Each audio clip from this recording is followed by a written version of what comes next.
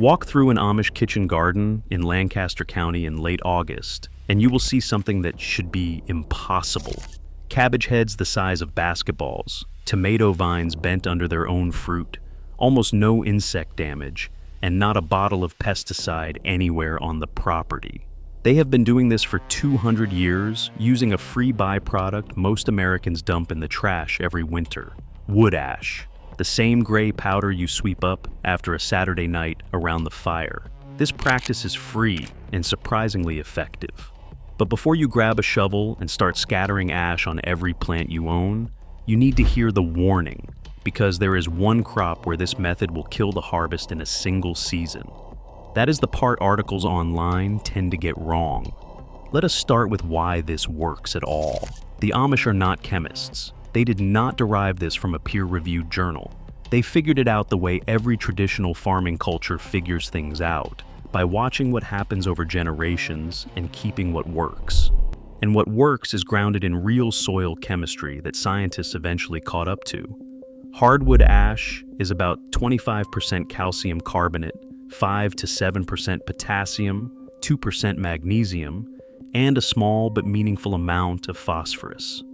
When you spread it on garden soil, two things happen. The pH rises sharply because calcium and potassium carbonates are strongly alkaline, and the soil receives a slow-release dose of 3 of the 4 nutrients plants need most. The calcium in that ash matters a lot.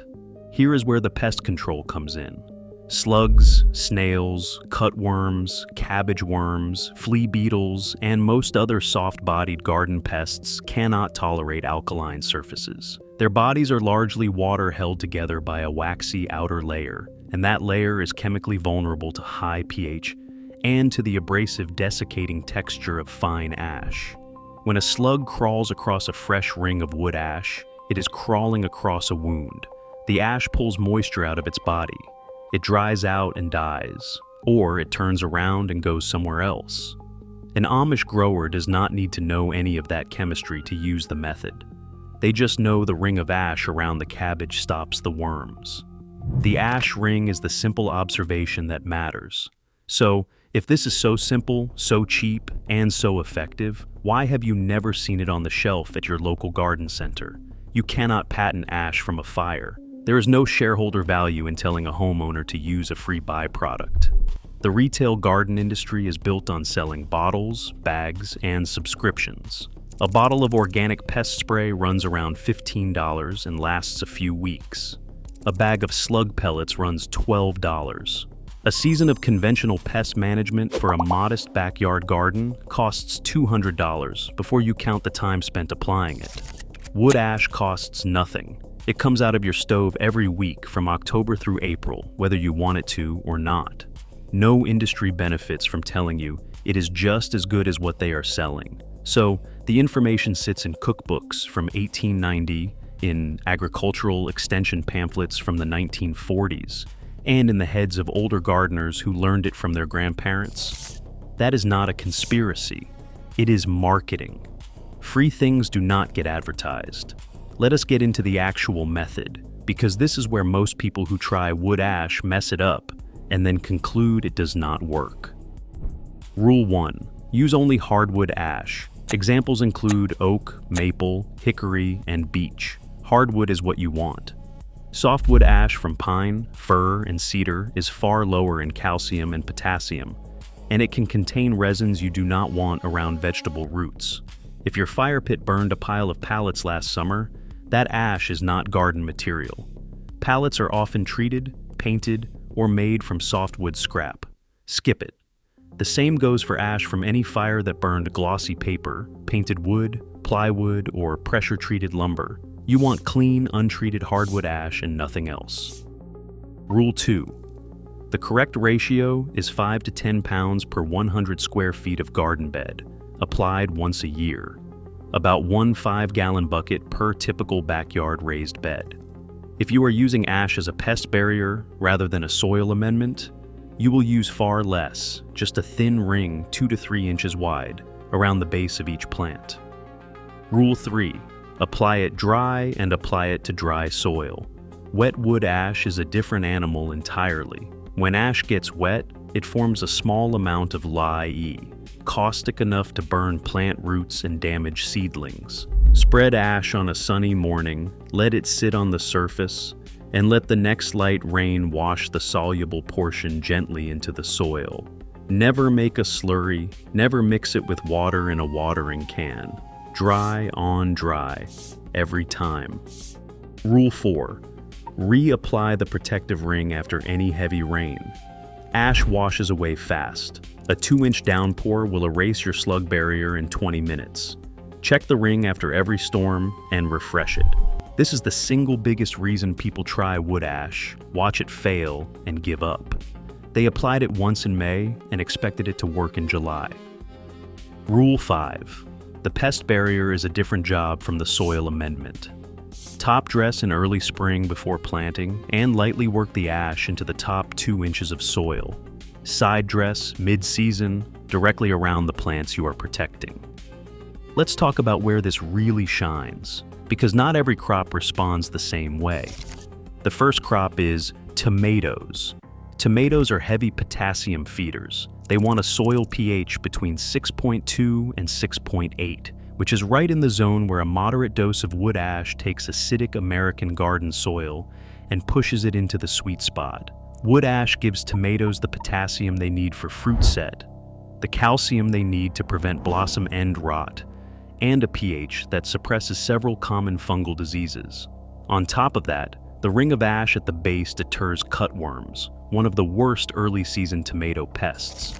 Amish growers dust the soil around each tomato transplant with about a cup of ash at planting and call it done. The results, year after year, are tomatoes that arrive at the kitchen table unblemished and heavy enough to feel substantial in your hand. The second crop is Brassicas: cabbage, broccoli, kale, Brussels sprouts, cauliflower, collards. This is where the worst pest pressure in the home garden lives. Cabbage worms, cabbage loopers, slugs, and flea beetles will turn a beautiful kale plant into Swiss cheese in a week. Wood ash works on this category through 2 mechanisms. The alkaline ring at the base stops slugs and snails cold. A light dusting of dry ash on the leaves themselves, applied in the early morning when the dew is still present, sticks to the leaves and creates a surface cabbage worms will avoid. This is the most reliable trick in the entire wood ash playbook. Growers in Holmes County, Ohio have been protecting fall cabbage crops this way since the late 1800s. The third crop is asparagus. Asparagus is unusual among garden vegetables because it prefers slightly alkaline soil, between 6.5 and 7.5. Wood ash is the perfect amendment for an asparagus bed. A heavy spring dressing, around 10 pounds per 100 square feet, raises the soil pH into the range where asparagus thrives, suppresses asparagus beetles, and supplies the potassium that drives strong spear production. Asparagus beds last 20 years if you treat them right. Wood ash treats them right. Tomatoes, brassicas, asparagus. Those are the 3. But before you go dump ash on everything in your garden this weekend, here is the warning, because there is one crop where wood ash will wreck you. Blueberries. Blueberries aren't like other garden plants. They evolved in acidic woodland soil, and they require a pH between 4.5 and 5.5 to function. At higher pH levels, blueberry roots cannot absorb iron, magnesium, or several other essential nutrients. The leaves yellow, the plant stops producing, and within a couple of seasons the bush dies. Wood ash is the fastest way to spike soil pH that exists in your backyard. A single heavy application near a blueberry bush is a death sentence. This is not hypothetical. Every year, well-meaning gardeners read an article about wood ash, spread it across their entire garden, including the blueberry corner, and then spend the next summer wondering why their blueberries are turning yellow and shedding leaves. Keep wood ash at least 10 feet away from any blueberry, cranberry, lingonberry, or rhododendron. Anything that wants acidic soil, keep ash away from it. Be cautious with potatoes. Potatoes can grow in alkaline soil, but high pH encourages potato scab, a cosmetic disease that pits the skin and reduces storage life. The Amish keep their potato beds slightly acidic and never amend them with ash. If you grow potatoes, do the same. Everything else in a typical vegetable garden, the squashes, the beans, the peas, the lettuces, the onions, the carrots, the corn, will do fine with a moderate annual dose of wood ash. 5 pounds per 100 square feet is a starting point, not a target to exceed. Here is the part articles tend to skip. You need to test your soil pH before you start spreading ash, and test it again about 6 weeks after application. A soil test kit costs around $10 at any hardware store. It takes 5 minutes.